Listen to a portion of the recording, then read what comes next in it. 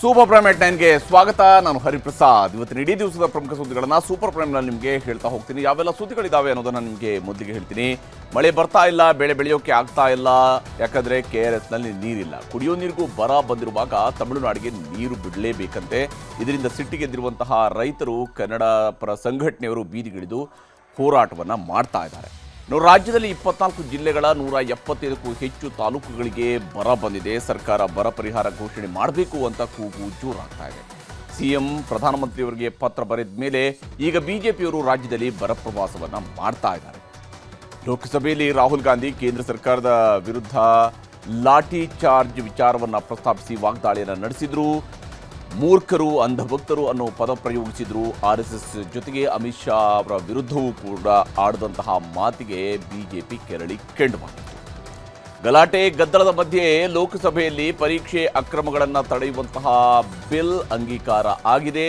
ರಾಜ್ಯಸಭೆಯಲ್ಲಿ ವಂದೇ ಮಾತರಂ ತಿದ್ದುಪಡಿ ಮಸೂದೆಗೂ ಕೂಡ ಅಂಗೀಕಾರ ಸಿಕ್ಕಿದೆ. 2 ಮಸೂದೆಗಳ ತಿದ್ದುಪಡಿಯಿಂದ ಏನು ಲಾಭ ಅನ್ನೋದನ್ನು ಕೂಡ ನಿಮಗೆ ಹೇಳ್ತೀನಿ. ಇನ್ನು DK ಶಿವಕುಮಾರ್ ಅವರ ಸಂಪುಟ ವಿಸ್ತರಣೆ ಇವತ್ತು ಕೂಡ ಕನಸಾಗಿ ಉಳಿದಿತ್ತು.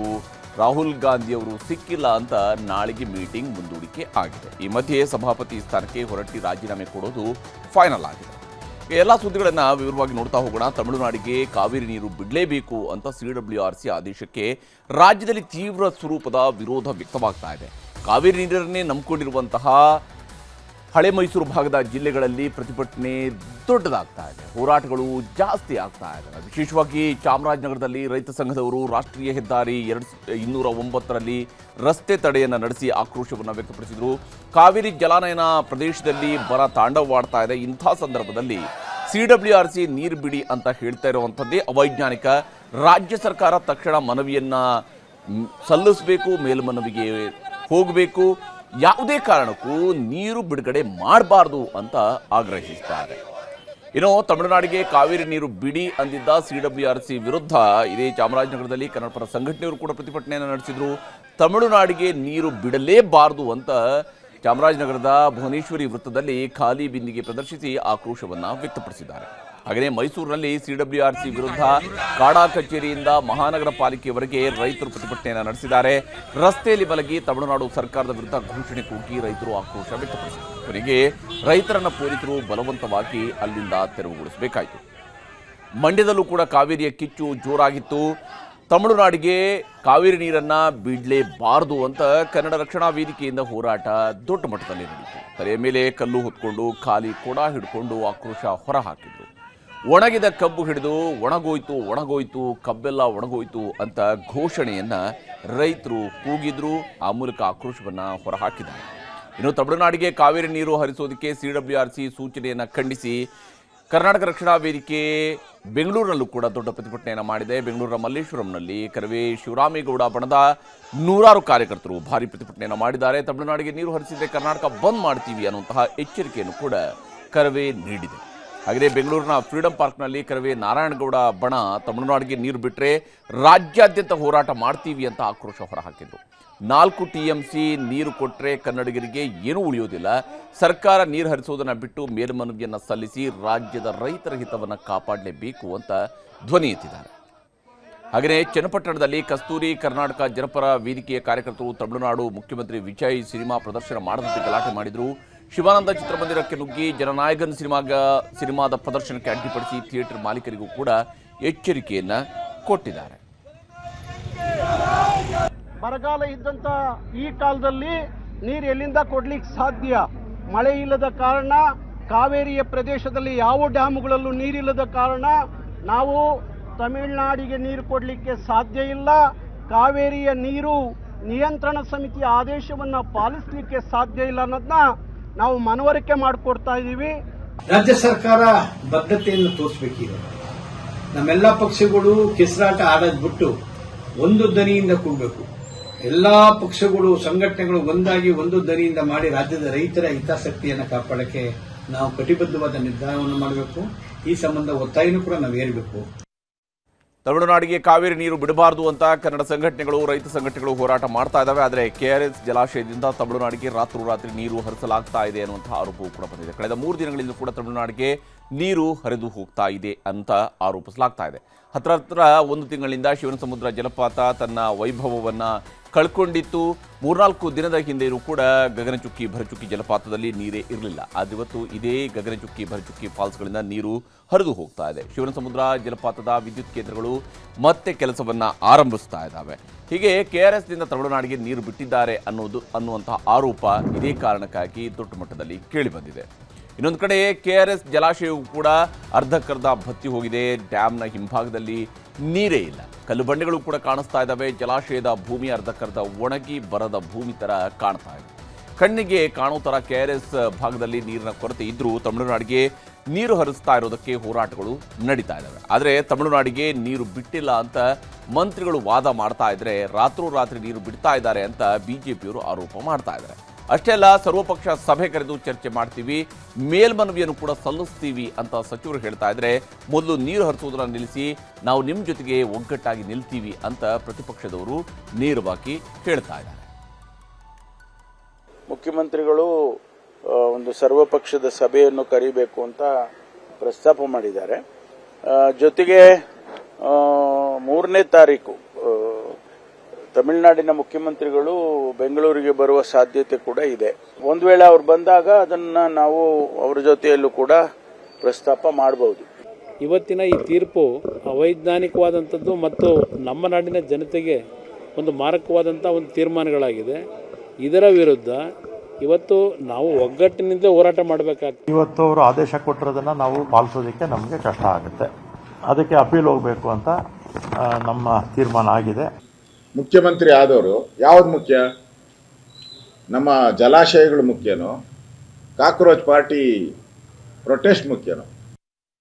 ಪ್ರತಿಪಕ್ಷದವರಾಗಿ ಬಿಜೆಪಿ ಜೆಡಿಎಸ್ನವರು ಇಲ್ಲಿ ಆರೋಪಗಳನ್ನು ಮಾಡ್ತಾ ಇದ್ದಾರೆ. ಆದರೆ ಪ್ರತಿಪಕ್ಷಗಳ ಸಲಹೆಗಳನ್ನು ಕೂಡ ಪಡೆದು ರಾಜ್ಯ ಸರ್ಕಾರ ರೈತರ ಹಿತವನ್ನ ಕಾಪಾಡುವಂತಹ ಕೆಲಸವನ್ನ ಮಾಡಲೇಬೇಕಾಗಿದೆ. ಈಗಾಗಲೇ ರಾಜ್ಯ ಸರ್ಕಾರ ದೆಹಲಿಗೂ ಕಾನೂನು ತಂಡವನ್ನ ಕಳಿಸಿ ಕಾವೇರಿ ನೀರು ನಿರ್ವಹಣಾ ಪ್ರಾಧಿಕಾರಕ್ಕೆ ಮೇಲ್ಮನವಿಯನ್ನ ಸಲ್ಲಿಸ್ತಾ ಇದೆ. ಇನ್ನೊಂದು ಕಡೆ ನಾಳೆ CWMA ಮಧ್ಯಾಹ್ನ 2:30ಕ್ಕೆ ತುರ್ತು ಸಭೆಯನ್ನ ಕರೆದಿದೆ. ಅಲ್ಲಿ ಯಾವ ತೀರ್ಮಾನ ಆಗುತ್ತೆ ಅನ್ನುವಂಥದ್ದನ್ನ ಬಹಳ ಕುತೂಹಲದಿಂದ ಇಡೀ ರಾಜ್ಯ ಎದುರು ನೋಡ್ತಾ ಇದೆ. ಆದರೆ ಕಾವೇರಿ ನೀರು ನಿರ್ವಹಣಾ ಪ್ರಾಧಿಕಾರದ ಮುಂದೆ ಕರ್ನಾಟಕದ ಕಾನೂನು ತಂಡ ಸಮಗ್ರವಾದಂತಹ ವಾದ ಮಾಡುವಂತಹ ಕೆಲಸವನ್ನು ಇಲ್ಲಿ ಮಾಡಲೇಬೇಕಾಗುತ್ತೆ. ಇಲ್ಲ ಅಂದರೆ ಈಗ ಆಗ್ತಿರುವಂತಹ ಪ್ರತಿಭಟನೆಗಳು, ಹೋರಾಟಗಳು ತೀವ್ರವಾದರೆ ಅದು ಸರ್ಕಾರಕ್ಕೂ ಕೂಡ ಸಮಸ್ಯೆಯನ್ನು ತಂದೊಡ್ಡಬಹುದು. ಜೊತೆಗೆ ಬೆಂಗಳೂರಿಗೂ ಕೂಡ ಕುಡಿಯೋ ನೀರಿಗೆ ಒದ್ದಾಡಬೇಕಾದಂತಹ ಪರಿಸ್ಥಿತಿ ಬಂದೇ ಬರುತ್ತೆ. ಬೆಂಗಳೂರು ನಗರಕ್ಕೆ ಕುಡಿಯೋದಕ್ಕೆ ಅಂತಾನೆ ವರ್ಷಕ್ಕೆ 24 TMCಯಷ್ಟು ಕಾವೇರಿ ನೀರು ಬೇಕಾಗುತ್ತೆ. ಆಗಸ್ಟ್ನಿಂದ ಲೆಕ್ಕ ಹಾಕಿದ್ರು ಈ ವರ್ಷ ಕೊನೆಯವರೆಗೆ ಅಂದರೆ ಡಿಸೆಂಬರ್ವರೆಗೆ ಕನಿಷ್ಠ 10 TMCಯಷ್ಟು ನೀರು ಬೆಂಗಳೂರಿಗೆ ಕುಡಿಯೋದಕ್ಕೇನೆ ಬೇಕಾಗುತ್ತೆ. ಪ್ರತಿದಿನ 2600 ಮಿಲಿಯನ್ ಲೀಟರ್ ನೀರು ಬೆಂಗಳೂರಿನಲ್ಲಿ ಪ್ರತಿ ಮನೆಗೂ ಕೂಡ ಹರಿಸಬೇಕಾಗುತ್ತೆ ಜಲಮಂಡಳಿಯವರು. ಆದರೆ BWSSBಯವರು ಈಗ ಬೆಂಗಳೂರಿಗೆ ಹರಿಸ್ತಾ ಇರುವಂಥದ್ದು ಕೇವಲ 1400ರಿಂದ 1450 ಮಿಲಿಯನ್ ಲೀಟರ್ನಷ್ಟು ನೀರು ಮಾತ್ರ. ಯಾಕಂದರೆ KRS ಡ್ಯಾಮ್ನಲ್ಲಿ ನೀರಿಲ್ಲ. ಇವತ್ತಿನ ಲೆಕ್ಕ ನೋಡಿದರೂ KRSನಲ್ಲಿರುವಂಥದ್ದು ಕೇವಲ 17.13 TMCಯಷ್ಟು ನೀರು ಮಾತ್ರ. ಇನ್ನು KRS ಜಲಾಶಯದಲ್ಲಿ ಡೆಡ್ ಸ್ಟೋರೇಜ್ ಅಂತ 10 TMC ನೀರು, ಅದನ್ನೇನು ತೆಗೆಯೋಕ್ಕಾಗೋದಿಲ್ಲ. ಉಳಿಯೋದು ಅಲ್ಲಿ ಬರೀ 7 TMCಯಷ್ಟು ನೀರು ಮಾತ್ರ. ತಮಿಳುನಾಡಿಗೆ ಈಗ CWRC ಅವರು ಹೇಳಿದ್ರು ಅಂತ 15 ದಿನಗಳಲ್ಲಿ 4 TMCಯಷ್ಟು ನೀರನ್ನು ಬಿಟ್ಟರೆ ಬೆಂಗಳೂರಿಗೆ ವಾರಕ್ಕೊಮ್ಮೆನೂ ನೀರು ಬರೋದು ಕಷ್ಟ ಆಗ್ಬೋದು. ಕೇವಲ ಬೆಂಗಳೂರಿಗೆ ಅಷ್ಟೇ ಅಲ್ಲ, ಮಂಡ್ಯ, ಮೈಸೂರು, ರಾಮನಗರ ಈ ಎಲ್ಲ ಜಿಲ್ಲೆಗಳು ಕೂಡ ಕಾವೇರಿ ನದಿ ನೀರನ್ನು ಅವಲಂಬಿತವಾಗಿರುವಂಥದ್ದು. ಕುಡಿಯೋಕೆ ಕೊಡಬೇಕಾಗಿದ್ದಂತಹ ನೀರು ಅವ್ರಿಗೂ ಕೂಡ ಸಿಗೋದಿಲ್ಲ. ಇಷ್ಟೆಲ್ಲ ಸಮಸ್ಯೆಗಳಿದ್ರೂ ತಮಿಳುನಾಡಿಗೆ ನೀರು ಹರಿಸೋದಕ್ಕೆ CWRC ಸೂಚನೆಯನ್ನು ಕೊಟ್ಟಿದೆ, ಆದೇಶವನ್ನು ನೀಡಿದೆ. ಈಗ ವಿವಾದಕ್ಕೆ, ಹೋರಾಟಕ್ಕೆ ಇವೆಲ್ಲವೂ ಕೂಡ ನಾಂದಿ ಹಾಡಿದೆ. ಆದರೆ ಈ ಹೋರಾಟ ಏನೇ ಆದರೂ ಕೂಡ CWRC ಮತ್ತು CWMA ಯಾವ ಸ್ವರೂಪದ ಆದೇಶಗಳನ್ನು ಕೊಡ್ತವೆ, CWRC ಕೊಟ್ಟಿರೋದನ್ನು CWMA ಏನಾದರೂ ತಡೆ ಹಿಡಿಯುತ್ತಾ, ಅದನ್ನು ನೋಡಬೇಕಾಗಿದೆ. ಕಾವೇರಿ ನೀರಿಗಾಗಿ ಮಾತ್ರ ರಾಜ್ಯದಲ್ಲಿ ಹೋರಾಟಗಳು ಆಗ್ತಾ ಇಲ್ಲ. ರಾಜ್ಯದ ಎಲ್ಲ ಜಲಾಶಯಗಳಲ್ಲೂ ಕೂಡ ನೀರಿನ ಕೊರತೆ ಮತ್ತು ಬರ ಆವರಿಸ್ತಾ ಇದೆ. ಹೀಗಾಗಿ ಬರ ಪರಿಹಾರಕ್ಕೂ ಕೂಡ ರಾಜ್ಯದ ಅನ್ನದಾತರು ಹೋರಾಟವನ್ನ ಮಾಡೋದಕ್ಕೆ ಶುರು ಮಾಡಿದ್ದಾರೆ. ಒಂದು ಕಡೆ ಸರ್ಕಾರ ಬರದ ವರದಿಯನ್ನು ಸಂಗ್ರಹಿಸ್ತಾ ಇದ್ರೆ, ಪ್ರತಿಪಕ್ಷಗಳು ಈಗ ಬರದ ಪ್ರವಾಸವನ್ನ ಶುರು ಮಾಡಿದ್ದಾರೆ. ಚಿತ್ರದುರ್ಗ ಜಿಲ್ಲೆಯಲ್ಲಿ ಕಳೆದ ವಾರ ಮುಖ್ಯಮಂತ್ರಿ DK ಶಿವಕುಮಾರ್, ಉಪಮುಖ್ಯಮಂತ್ರಿ ಡಾಕ್ಟರ್ G ಪರಮೇಶ್ವರ್ ಬರ ಪರಿಶೀಲನೆಯನ್ನು ಮಾಡಿದ್ರು. ಖುದ್ದು ರೈತರ ಜಮೀನುಗಳಿಗೆ ಹೋಗಿ ಬರದ ಸಮಸ್ಯೆ ಬಗ್ಗೆ ಮಾಹಿತಿಯನ್ನು ಸಂಗ್ರಹಿಸಿದರು. ಇವತ್ತು ಅದೇ ಚಿತ್ರದುರ್ಗದಲ್ಲಿ ಬಿಜೆಪಿಯವರು ಬರ ಅಧ್ಯಯನವನ್ನು ನಡೆಸಿದ್ದಾರೆ. ವಿರೋಧ ಪಕ್ಷದ ನಾಯಕ ಅಶೋಕ್ ನೇತೃತ್ವದಲ್ಲಿ ಹಿರಿಯೂರು ತಾಲೂಕಿನ ಮೇಟಿಕುರ್ಕೆ ಗ್ರಾಮಕ್ಕೆ ಬಿಜೆಪಿ ತಂಡ ಭೇಟಿ ಕೊಟ್ಟಿತ್ತು. ರೈತರ ಜಮೀನುಗಳಿಗೆ ತೆರಳಿ ಬೆಳೆ ವೀಕ್ಷಣೆಯನ್ನು ಮಾಡಿ ರೈತರ ಸಮಸ್ಯೆಗಳನ್ನು ಕಮಲ ನಾಯಕರು ಆಲಿಸಿದ್ದಾರೆ. ಇನ್ನು ಹಾಸನದಲ್ಲಿ ಮಾಜಿ ಸಚಿವ ಆರ್ಗ ಜ್ಞಾನೇಂದ್ರ ಮತ್ತು ಸುನಿಲ್ ಕುಮಾರ್ ಅವರ ತಂಡದಿಂದ ಬರಪೀಡಿತ ಪ್ರದೇಶಗಳ ಅಧ್ಯಯನ ನಡೆಯಿತು. ಹೊಳ್ನರಸೀಪುರ, ಅರಕಲಗೂಡು ಮತ್ತು ಸಕಲೇಶಪುರ ವಿಧಾನಸಭಾ ಕ್ಷೇತ್ರದ ವಿವಿಧ ಹಳ್ಳಿಗಳಿಗೆ ತೆರಳಿರುವಂತಹ ಬಿಜೆಪಿಯ ತಂಡ ಹಾನಿಗೊಳಗಾದಂತಹ ಫಸಲು, ಬೆಳೆ ಮತ್ತು ರೋಗ ಇವುಗಳ ಕುರಿತು ಕೂಡ ಪರಿಶೀಲನೆಯನ್ನು ನಡೆಸಿದ್ದಾರೆ. ಹಾಗೆಯೇ ಮುಖ್ಯಮಂತ್ರಿಯವರ ಸ್ವಕ್ಷೇತ್ರ ಕನಕಪುರದಲ್ಲೂ ಕೂಡ ಬಿಜೆಪಿ ನಿಯೋಗ ಬರ ಪರಿಶೀಲನೆಯನ್ನು ನಡೆಸಿದೆ. ಇಲ್ಲಿ ಮಲ್ಲೇಗೌಡನ ದೊಡ್ಡಿ, ಸಾಸಲಾಪುರ ಗ್ರಾಮಗಳಲ್ಲಿ ವಿಧಾನ ಪರಿಷತ್ನ ವಿರೋಧ ಪಕ್ಷದ ನಾಯಕ ಚಲವಾದಿ ನಾರಾಯಣಸ್ವಾಮಿ, ಎನ್ ಮಹೇಶ್, ಟಿಎಸ್ ಶ್ರೀವತ್ಸ ಇವರು ಇದ್ದಂತಹ ತಂಡ ಭೇಟಿ ಕೊಟ್ಟಿತ್ತು. ರೈತರನ್ನ ಭೇಟಿಯಾಗಿ ಮಾಹಿತಿಯನ್ನು ಪಡ್ಕೊಂಡ್ರು. ಬಾಳೆ, ಅಡಿಕೆ ಹೀಗೆ ಪ್ರತಿಯೊಂದು ಬೆಳೆಗಳ ಪರಿಶೀಲನೆಯನ್ನು ಕೂಡ ಮಾಡಿದರು. ಕೆರೆಗಳಿಗೂ ಕೂಡ ಭೇಟಿ ಕೊಟ್ಟು ಪರಿಸ್ಥಿತಿಯನ್ನು ಅವಲೋಕಿಸುವಂತಹ ಕೆಲಸವನ್ನು ಬಿಜೆಪಿಯ ತಂಡದವರು ಮಾಡಿದ್ದಾರೆ. ರೈತರ ಕಷ್ಟ ಕೇಳಿದ ಮೇಲೆ ಸರ್ಕಾರದ ವಿರುದ್ಧ ಟೀಕಿಸುವುದನ್ನು ಬಿಜೆಪಿಯ ನಾಯಕರು ಹೋದೆಲ್ಲ ಕಡೆಗಳಲ್ಲೂ ಕೂಡ ಮರೆಯಲಿಲ್ಲ. ರಾಜ್ಯದ ರೈತರ ಬವಣೆಯನ್ನು ಕೇಳಬೇಕಾಗಿತ್ತು, ಎಲ್ಲ ಜಿಲ್ಲೆಗಳಲ್ಲಿ ಪ್ರವಾಸ ಮಾಡಬೇಕಾಗಿತ್ತು. ಅದನ್ನು ಬಿಟ್ಟು ಡಿ ಕೆ ಶಿವಕುಮಾರ್ ಅವರು ಮುಖ್ಯಮಂತ್ರಿ ಆದಮೇಲೆ ಅವ್ರ ಸಾಧನೆ ಏನು ಅಂದರೆ ಏನೂ ಇಲ್ಲ, ಶೂನ್ಯ. ಅವ್ರು ಬಂದು 2 ತಿಂಗಳಾಗಿದೆ ಮುಖ್ಯಮಂತ್ರಿಯಾಗಿ. ಸಾಧನೆ ಅಂದರೆ ಶೂನ್ಯ, ಅವರು ಏನೂ ಇಲ್ಲ, ಹೇಳ್ಕೊಳ ಅಂಥದ್ದು ಏನೂ ಇಲ್ಲ. ಈಗ ಸಿದ್ದರಾಮಯ್ಯನವ್ರನ್ನ ಹೊರ ಹಾಕಿ ಇವರು ಮುಖ್ಯಮಂತ್ರಿ ಆದರು, ಏನೋ ದೊಡ್ಡ ಸಾಧನೆ ಆಗೋಗುತ್ತೆ, ಏನೋ ಯೋಜನೆಗಳು ಬರ್ತೈತೆ ಅಂತ ಹೇಳಿದ್ರೆ ಡಿ ಕೆ ಶಿವಕುಮಾರ್ ಮುಖ್ಯಮಂತ್ರಿಯಾಗಿ 0 ಸಾಧನೆ ಏನು ಮಾಡಲೇ ಇಲ್ಲ. ಮೊದಲು ನಿಮ್ಮ ಟೀಮ್ಗಳು ಹೋಗಿ ಮಾಡಬೇಕಾಗಿತ್ತು. ಅದಕ್ಕೆ ಈಗ ವಿರೋಧ ಪಕ್ಷದ ಟೀಮ್ಗಳು ಬಂದಿದೆ. ಯಾಕೆಂದರೆ ಸರ್ಕಾರ ರಜಾ ಹಾಕಿ ಡೆಲ್ಲಿಯಲ್ಲಿ ಕುಳಿತುಬಿಟ್ಟಿದೆ. ನಮ್ಮನ್ನು ಯಾರಾದರೂ ಇವಾಗ ನೀವು ಪತ್ರಕರ್ತರು ಎಲ್ಲಿದೆ ಸರ್ಕಾರ ಅಂತಂದರೆ, government Karnataka government is in Delhi, camp at Delhi ಅಂತ ಹೇಳಬೇಕೇ ಹೊರತು ನಾವು ಕರ್ನಾಟಕದಲ್ಲಿ ಸರ್ಕಾರ ಇದೆ ಅಂತ ಹೇಳೋ ಪರಿಸ್ಥಿತಿಯಲ್ಲಿ ನಾವಿಲ್ಲ. ಇನ್ನು ರಾಜ್ಯದಲ್ಲಿ ಮಳೆ ಕೊರತೆ ತೀವ್ರವಾಗಿರುವುದರಿಂದಾಗಿ ಬರಪೀಡಿತ ತಾಲೂಕುಗಳ ಪಟ್ಟಿಯನ್ನು ರಾಜ್ಯ ಸರ್ಕಾರ ಘೋಷಣೆ ಮಾಡಬೇಕು. ಆಗಸ್ಟ್ನಲ್ಲಿ ವಿಮಾ ಕಂಪನಿಗಳು ಬೆಳೆ ವಿಮೆಯನ್ನು ಬಿಡುಗಡೆ ಮಾಡ್ತವೆ. ಜಿಲ್ಲಾಡಳಿತ, ತಾಲೂಕು ಆಡಳಿತದಿಂದಲೂ ಕೂಡ ಬರ ಪರಿಹಾರವನ್ನು ಘೋಷಣೆ ಮಾಡಬೇಕು ಅನ್ನುವಂತಹ ಆಗ್ರಹವೂ ಕೂಡ ಶುರುವಾಗಿದೆ. ಸದ್ಯಕ್ಕೆ ರಾಜ್ಯ ಸರ್ಕಾರ ಬರಪೀಡಿತ ತಾಲೂಕುಗಳ ಪಟ್ಟಿಯನ್ನು ರೆಡಿ ಮಾಡ್ತಾ ಇದೆ. ಆಗಸ್ಟ್ನಲ್ಲಿ ಮಳೆ ಪರಿಸ್ಥಿತಿ ನೋಡಿಕೊಂಡು ವರದಿ ಕಳಿಸುವಂಥದ್ದು ಸಾಮಾನ್ಯವಾಗಿ ನಡ್ಕೊಂಡು ಬಂದಿರತಕ್ಕಂತಹ ವಾಡಿಕೆ.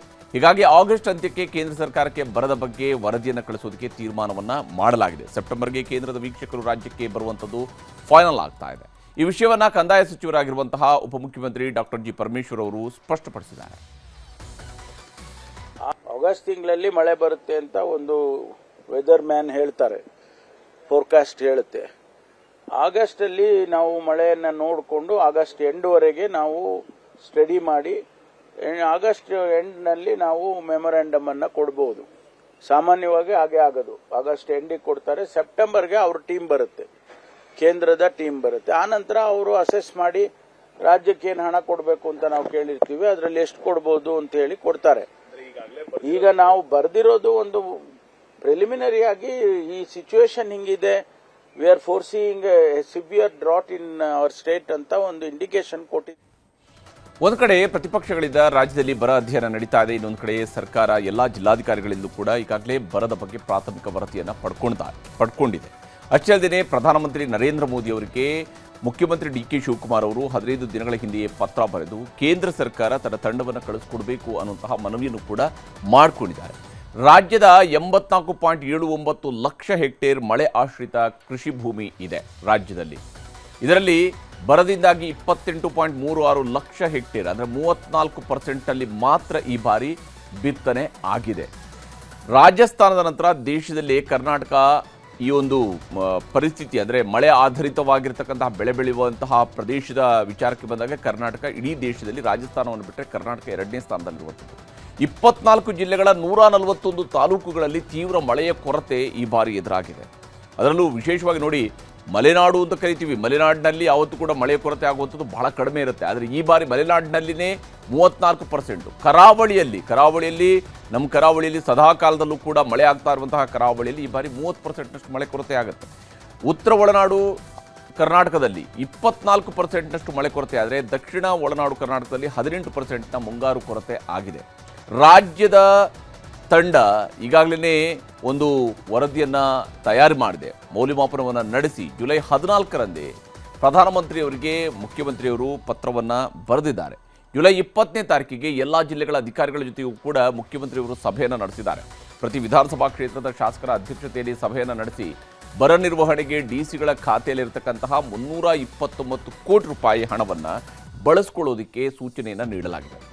ಜಿಲ್ಲಾಧಿಕಾರಿಗಳು ZPCEOಗಳ ಸಭೆಯನ್ನು ನಡೆಸಿ ಅಲ್ಲಿ ಸೂಚನೆಯನ್ನು DK ಶಿವಕುಮಾರ್ ಅವರೇ ಕೊಟ್ಟಿದ್ರು. ಆ ಮೂಲಕ ಬರ ನಿರ್ವಹಣೆಗೆ ರಾಜ್ಯ ಸರ್ಕಾರ ಆದ್ಯತೆಯನ್ನು ಕೂಡ ಕೊಟ್ಟಿದೆ.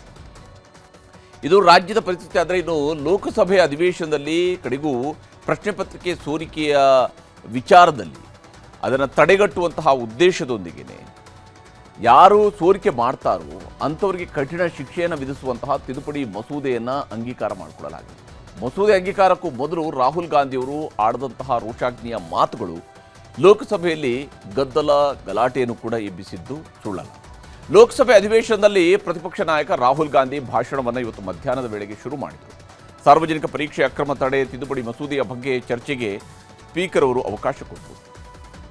54 ನಿಮಿಷಗಳ ಕಾಲ ರಾಹುಲ್ ಗಾಂಧಿಯವರು ಭಾಷಣವನ್ನು ಮಾಡಿದ್ದಾರೆ. ಆದರೆ ಭಾಷಣದುದ್ದಕ್ಕೂ ಪ್ರಧಾನಮಂತ್ರಿಯವರ ವಿರುದ್ಧ, ವಿಶೇಷವಾಗಿ ಕೇಂದ್ರ ಗೃಹ ಸಚಿವರಾಗಿರುವಂತಹ ಅಮಿತ್ ಶಾ ಅವರನ್ನು ರಾಹುಲ್ ಗಾಂಧಿ ಟಾರ್ಗೆಟ್ ಮಾಡ್ತಾ ಹೋದರು. ವಿದ್ಯಾರ್ಥಿಗಳ ಮೇಲೆ ಲಾಠಿ ಚಾರ್ಜ್ ಮಾಡಲು ಅನುಮತಿ ಕೊಟ್ಟಿದ್ದು ಯಾರು, ಪೆಲೆಟ್ ಗನ್ ಬಳಸೋದಕ್ಕೆ ಸೂಚಿಸಿದ್ದು ಯಾರು ಅನ್ನುವಂತಹ ಪ್ರಶ್ನೆಯನ್ನು ಅವರು ಸದನದಲ್ಲಿ ಎತ್ತಿದ್ದಾರೆ. ಅದಾದ ಮೇಲೆ ಅಮಿತ್ ಶಾ ಅವರೇ ಸೂಚನೆ ಕೊಟ್ಟಿದ್ದು ಅಂತ ನೇರವಾಗಿಯೇ ಆರೋಪವನ್ನು ಮಾಡಿದ್ದಾರೆ. ಅಷ್ಟೇ ಅದಕ್ಕೆ ಆಗದಂತಹ ರಾಹುಲ್ ಗಾಂಧಿ ವಿದ್ಯಾರ್ಥಿನಿಯೊಬ್ಬಳ ಟೀ ಶರ್ಟ್ನಲ್ಲಿ ನಾನು ಓದಿರ್ತಕ್ಕಂತಹ ಬರಹ ಅಂತ ಹೇಳಿಕೊಂಡು ಮೂರ್ಖ, ಅಸಮರ್ಥ, ಅಂಧಭಕ್ತರು ಅನ್ನುವ ಪದಗಳನ್ನು ಸಂಸತ್ನಲ್ಲಿ ಬಳಸಿದ್ದು. ಆದರೆ ನೀವು ವಿದ್ಯಾರ್ಥಿನಿಯ ಹೇಳಿಕೆಗಳು ಅಂತ ಹೇಳಿಕೊಂಡು ನೀವು ಸದನದಲ್ಲಿ ಈ ರೀತಿಯಾದಂತಹ ಪದಗಳನ್ನು ಬಳಸಿರುವಂಥದ್ದು ಸರಿಯಲ್ಲ ಅಂಥೇಳಿ ಸಂಸತ್ನಲ್ಲಿ ಆಡಳಿತ ಪಕ್ಷದಿಂದ ತೀವ್ರ ಆಕ್ಷೇಪವೂ ಕೂಡ ವ್ಯಕ್ತವಾಯಿತು. Sir, the Home Minister authorized the shooting of our students, sir. He put pellets into the blood of our students. He ordered the students of India to be shot. And I'm very happy today to see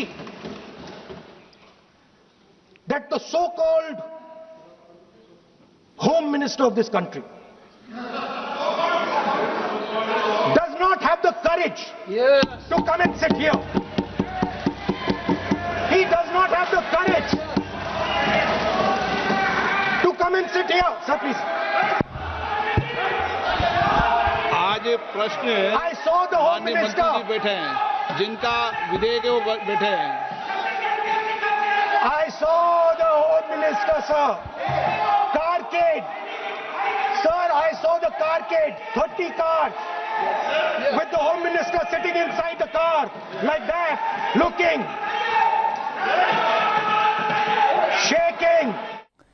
ಯಾವಾಗ ರಾಹುಲ್ ಗಾಂಧಿ ಅಮಿತ್ ಶಾ ಅವರೇ pellet gun ಅನ್ನು ಬಳಸೋದಕ್ಕೆ ಸೂಚನೆ ಕೊಟ್ಟಿದ್ದು ಅಂತ ಆರೋಪವನ್ನು ಮಾಡಿದ್ರು, ಬಿಜೆಪಿಯವರು ಕೂಡ ಅದಕ್ಕೆ ತಿರುಗೇಟು ಕೊಡುವಂಥ ಕೆಲಸವನ್ನು ಮಾಡಿದ್ದಾರೆ.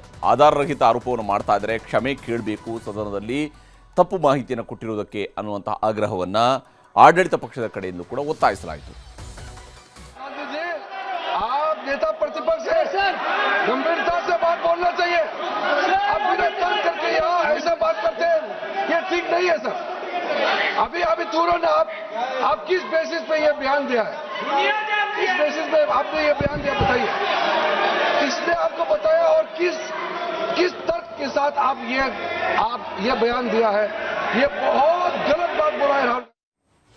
ಆದರೆ ಕಿರಣ್ ರಿಜಿಜು ಅವರ ಈ ಮಾತುಗಳಿಗೆ ತಲೆ ಆಡಿಸಿದಂತಹ ರಾಹುಲ್ ಗಾಂಧಿ ಅಷ್ಟಕ್ಕೆ ಸುಮ್ಮನಾಗಲಿಲ್ಲ. ಸರ್ಕಾರದ ವಿರುದ್ಧ ವಿದ್ಯಾರ್ಥಿನಿಯೊಬ್ಬಳ ಟೀ ಶರ್ಟ್ನಲ್ಲಿ ಬರೆದಿದ್ದಂತಹ ಬರಹ ಅಂತೇಳಿ ಉಲ್ಲೇಖ ಮಾಡ್ತಾ ಮೂರ್ಖ, ಅಂಧಭಕ್ತರು, ಅಸಮರ್ಥರು ಅನ್ನುವಂತಹ ಪದ ಬಳಕೆಯನ್ನು ಮಾಡ್ತಾ ಹೋದರು. ಅದಾದಮೇಲೆ ವಿದ್ಯಾರ್ಥಿನಿ ಹೇಳಿದ್ದು ಅನ್ನುವಂತಹ ವಿಚಾರಗಳನ್ನು ಅವರು ಹೇಳಿದಾಗ ಈ ಪದ ಬಳಕೆಗಳು ಅಸಂವಿಧಾನಿಕವಾಗಿರುವಂಥದ್ದು, ಇದನ್ನು ಕಡತದಿಂದ ತೆಗಿಬೇಕು ಅಂತ ಕಿರಣ್ ರಿಜಿಜು ಅವರು ಸ್ಪೀಕರ್ಗೆ ಆಗ್ರಹಿಸಿದರು.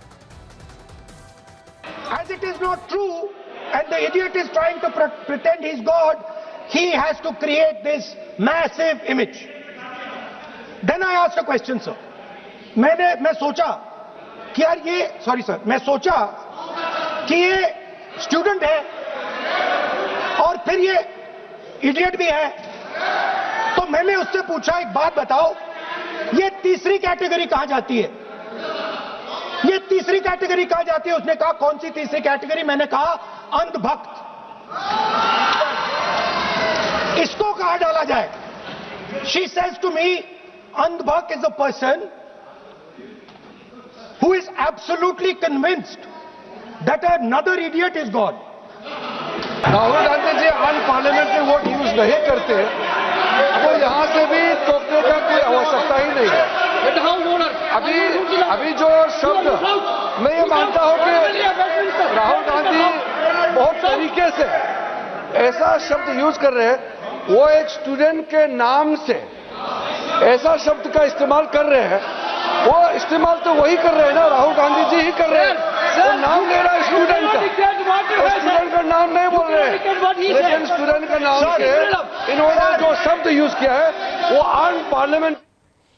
ಹೀಗೆ ವಿದ್ಯಾರ್ಥಿನಿಯೊಬ್ಬಳು ಹೇಳಿರ್ತಕ್ಕಂತಹ ಮಾತುಗಳು ಅಂತ ಹೇಳಿಕೊಂಡು ಸದನದಲ್ಲಿ ಪ್ರಸ್ತಾಪಿಸಿದಂತಹ ವಿಚಾರಗಳಿಗೆ ಆಕ್ಷೇಪ ವ್ಯಕ್ತವಾಯಿತು. ಇದಾದ ನಂತರ ಓಂ ಬಿರ್ಲಾ ಅವರು ಮಧ್ಯಪ್ರವೇಶಿಸಿ ಈ ಅಸಂವಿಧಾನಿಕ ಪದಗಳನ್ನು ಬಳಸಬೇಡಿ ಅಂತ ರಾಹುಲ್ ಗಾಂಧಿಗೆ ಹೇಳಿದರು, ಭಾಷಣಕ್ಕೆ ಅವಕಾಶ ಮಾಡಿಕೊಟ್ರು. ಅದಾದ ಮೇಲೆ ರಾಹುಲ್ ಗಾಂಧಿ ಅವರು ನೇರವಾಗಿ ಹೋದಂಥದ್ದು RSS ವಿಷಯಕ್ಕೆ.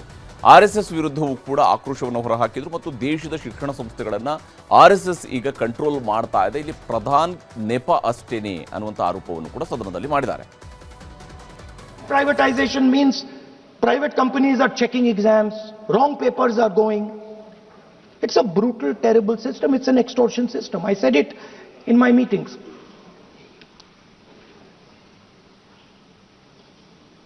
And it's a system that has been captured. It's a system that has been captured. The soul of the system has been captured by the RSS.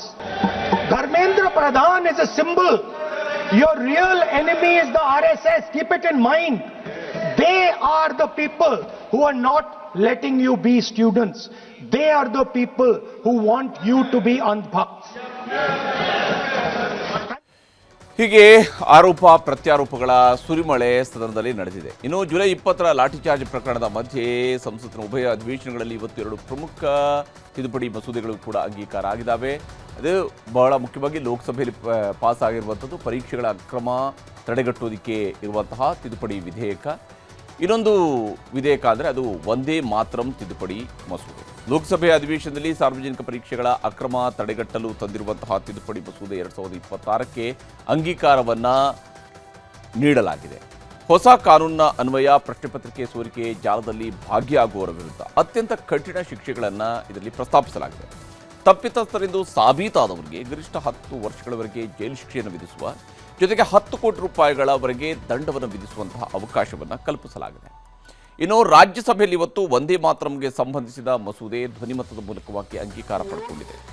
1971ರಿಂದ ಇದ್ದ ರಾಷ್ಟ್ರೀಯ ಗೌರವಕ್ಕೆ ಅವಮಾನಗಳ ತಡೆಗಟ್ಟುವಿಕೆ ಮಸೂದೆ. 65 ವರ್ಷಗಳ ಬಳಿಕ ಈ ಮಸೂದೆಗೆ ತಿದ್ದುಪಡಿಯನ್ನು ತರಲಾಗಿದೆ. ಇನ್ನು ಮುಂದೆ ವಂದೇ ಮಾತರಂಗೆ ಅಡ್ಡಿಪಡಿಸಿದರೆ, ಅವಮಾನ ಮಾಡಿದರೆ ಕ್ರಿಮಿನಲ್ ಅಪರಾಧ ಎಂದು ಪರಿಗಣಿಸಲಾಗಿದೆ. ಆರೋಪ ಸಾಬೀತಾದರೆ 3ರಿಂದ 5 ವರ್ಷಗಳವರೆಗೆ ಈ ಮಸೂದೆಯ ಅಡಿಯಲ್ಲಿ ಶಿಕ್ಷೆಯನ್ನು ವಿಧಿಸುವುದಕ್ಕೆ ಅವಕಾಶವನ್ನು ಕಲ್ಪಿಸಲಾಗಿದೆ. ಇನ್ನು ಸಂಪುಟ ವಿಸ್ತರಣೆಗೋಸ್ಕರ ಮುಖ್ಯಮಂತ್ರಿಯವರು ದೆಹಲಿಗೆ ಹೋಗಿ ಕುಳಿತಿದ್ದಾರೆ. ಈಗಾಗಲೇ 3 ಬಾರಿ ದೆಹಲಿಗೆ ಹೋಗಿ ಬಂದರೂ ಕೂಡ ಸಂಪುಟ ವಿಸ್ತರಣೆಗೆ ಸಂಬಂಧಪಟ್ಟಂತೆ ಒಪ್ಪಿಗೆಯನ್ನು ಪಡ್ಕೊಳ್ಳೋದಕ್ಕೆ ಸಾಧ್ಯ ಆಗಿಲ್ಲ. ಇವತ್ತೇ ಪಟ್ಟಿ ಫೈನಲ್ ಆಗುತ್ತೆ ಅಂತ ಅಂದ್ಕೊಂಡ್ರೆ ಮತ್ತೆ ಅದು ನಾಳೆ ಅನ್ನುವಂತಹ ಸಂದೇಶ ಸಿಗ್ತಾ ಇದೆ. 2 ದಿನಗಳಿಂದ ಮುಖ್ಯಮಂತ್ರಿ DK ಶಿವಕುಮಾರ್, ಮಾಜಿ ಮುಖ್ಯಮಂತ್ರಿ ಸಿದ್ದರಾಮಯ್ಯ, ಕೆಪಿಸಿಸಿ ಅಧ್ಯಕ್ಷ BK ಹರಿಪ್ರಸಾದ್ ದೆಹಲಿಯಲ್ಲಿ ಬಿಡಾರ ಹೂಡಿದ್ದಾರೆ. ರಾಹುಲ್ ಗಾಂಧಿಯವರ ಕನಸಿನ ಯುವ ಸಂಪುಟದ ಪಟ್ಟಿ ಜೊತೆಗೆ ದೆಹಲಿಗೂ ಹೋಗಿದ್ದಾರೆ. KC ವೇಣುಗೋಪಾಲ್ ಅವರ ಮನೆಯಲ್ಲಿ ಮಾತುಕತೆಯೂ ಕೂಡ ನಡೆದಿದೆ. ಇವತ್ತು ಸಂಜೆ 4:30ಕ್ಕೆ ರಾಹುಲ್ ಗಾಂಧಿಯವರ ಜೊತೆಗೆ ಸಭೆ ನಿಗದಿಯಾಗಿದೆ. ಆದರೆ ಸಂಸತ್ ಕಲಾಪದಲ್ಲಿ ರಾಹುಲ್ ಗಾಂಧಿಯವರು ಬ್ಯುಸಿಯಾಗಿದ್ದು ಬೇರೆ ಬೇರೆ ವಿಚಾರಗಳಿಗೆ ಸಂಬಂಧಪಟ್ಟಂತೆ, ಅದಲ್ಲದೆ ಇವತ್ತು ಸಂಸತ್ ಕಲಾಪ ಆದ ನಂತರ ಸಂಜೆ ಮತ್ತೊಂದು ಸುತ್ತು ಸುದ್ದಿಗೋಷ್ಠಿಯನ್ನು ನಡೆಸುವಂಥದ್ದು ಕೂಡ ನಿಗದಿಯಾಗಿದೆ. ಹೀಗಾಗಿ ಇವತ್ತು ಸಂಪುಟ ಪಟ್ಟಿಗೆ ಹೈಕಮಾಂಡ್ನ ಒಪ್ಪಿಗೆ ಸಿಕ್ಕಿಲ್ಲ. ಸಭೆ ನಾಳೆಗೆ ಮುಂದೂಡಿಕೆಯಾಗಿದೆ. ನಾಳೆ ಆದರೂ ರಾಹುಲ್ ಗಾಂಧಿಯವರು ಸಭೆಯನ್ನು ನಡೆಸಿ ಈ ಒಂದು ಸಂಪುಟ ವಿಸ್ತರಣೆಗೆ ಒಪ್ಪಿಗೆಯನ್ನು ಕೊಡ್ತಾರಾ ಅನ್ನುವಂಥ ನಿರೀಕ್ಷೆ ಇಟ್ಕೊಂಡು ರಾಜ್ಯ ನಾಯಕರು ದೆಹಲಿಯಲ್ಲಿನೇ ಬೀಡು ಬಿಟ್ಟಿದ್ದಾರೆ. ಇದೆಲ್ಲದರ ನಡುವೆ ವಿಧಾನ ಪರಿಷತ್ನ ಸಭಾಪತಿ ಬಸವರಾಜ ಹೊರಟ್ಟಿಯವರಿಗೆ ರಾಜೀನಾಮೆ ನೀಡೋದಕ್ಕೆ ರಾಜ್ಯ ಸರ್ಕಾರವು ಕೂಡ ಸೂಚನೆ ನೀಡಿದ್ದಂತೆ. ಕಾಂಗ್ರೆಸ್ಗೆ ಸ್ಪಷ್ಟ ಬಹುಮತ ಇರೋದರಿಂದ ದೂರವಾಣಿ ಕರೆ ಮಾಡಿ ಅಧಿವೇಶನಕ್ಕೂ ಮುನ್ನ ರಾಜೀನಾಮೆ ಸಲ್ಲಿಸುವಂತೆ ಸೂಚನೆ ಹೋಗಿದೆಯಂತೆ. ಈ ಬಗ್ಗೆ ವಿಜಯಪುರದಲ್ಲಿ ಮಾತನಾಡಿರುವಂತಹ ಬಸವರಾಜ ಹೊರಟ್ಟಿ, ನನ್ನನ್ನು ಚೇಂಜ್ ಮಾಡ್ತಾರೆ ಅಂದರೆ ಮಾಡಲಿ ಅಂತ ಬೇಸರದಲ್ಲೇ ಸಿಟ್ಟನ್ನು ಹೊರಹಾಕಿದರು. ಈಗ ರಾಜ್ಯ ದೇಶ ವಿದೇಶಗಳ ಇತರೆ ಪ್ರಮುಖ ಸುದ್ದಿಗಳನ್ನು ಕ್ವಿಕ್ ಆಗಿ ನೋಡ್ತಾ ಹೋಗೋಣ. ರಾಜ್ಯದಲ್ಲಿ ಮತದಾರರ ಪಟ್ಟಿ ಪರಿಷ್ಕರಣೆ ಪ್ರಕ್ರಿಯೆ ನಡೆದಿದೆ. ಈವರೆಗೆ 4,28,64,622 ಎನ್ಯುಮರೇಷನ್ ಫಾರ್ಮ್ ಡಿಜಿಟಲೀಕರಣವಾಗಿದೆ. ರಾಜ್ಯದಲ್ಲಿ ASDDO 86,64,501 ಮತದಾರರು ಪತ್ತೆಯಾಗಿದ್ದಾರೆ. 11,92,774 ಮತದಾರರು ನಾಪತ್ತೆಯಾಗಿದ್ದಾರೆ. ಸುಮಾರು 5,74,681 ನಕಲಿ ಮತದಾರರು ಪತ್ತೆಯಾಗಿದ್ದಾರೆ. ಉಡುಪಿ ಶಾಸಕ ಯಶ್ಪಾಲ್ ಸುವರ್ಣ ವಿರುದ್ಧ ಎಫ್ಐಆರ್ ದಾಖಲಾಗಿದೆ. ಲೋಕಸಭೆ ವಿಪಕ್ಷ ನಾಯಕ ರಾಹುಲ್ ಗಾಂಧಿ ವಿರುದ್ಧ ಅವಹೇಳನಕಾರಿ ಹೇಳಿಕೆ ನೀಡಿದ ಆರೋಪದ ಮೇಲೆ ಎಫ್ಐಆರ್ ಅನ್ನು ಹಾಕಲಾಗಿದೆ. ಬಾಬ್ರಿ ಮಸೀದಿಯನ್ನು ಹೇಗೆ ಧ್ವಂಸಗೊಳಿಸಿದ್ದೇವೋ ರಾಹುಲ್ ಗಾಂಧಿ ವಂಶವನ್ನು ನಾಶ ಮಾಡೋದಕ್ಕೆ ಸಿದ್ಧ ಅಂತ ಯಶ್ಪಾಲ್ ಹೇಳಿಕೆಯನ್ನು ಕೊಟ್ಟಿದ್ದರು. ನೈಸ್ ರಸ್ತೆಗಾಗಿ ಕೆಐಎಡಿಬಿಯ ಭೂಸ್ವಾಧೀನ ವಿಚಾರವಾಗಿ ನೂರಾರು ರೈತರಿಗೆ ಹೈಕೋರ್ಟ್ ರಿಲೀಫ್ ನೀಡಿದೆ. ಭೂಸ್ವಾಧೀನ ರದ್ದು ಪ್ರಶ್ನಿಸಿ ನೈಸ್ ಸಂಸ್ಥೆ ಸಲ್ಲಿಸಿದ್ದ ಮೇಲ್ಮನವಿಯನ್ನು ಹೈಕೋರ್ಟ್ ವಿಭಾಗೀಯ ಪೀಠ ವಜಾಗೊಳಿಸಿದೆ. ನೈಸ್ ಅಕ್ರಮಗಳ ಬಗ್ಗೆ ಉನ್ನತ ತನಿಖೆ ಅಗತ್ಯವೆಂದು ಹೈಕೋರ್ಟ್ ಅಭಿಪ್ರಾಯಪಟ್ಟಿದೆ.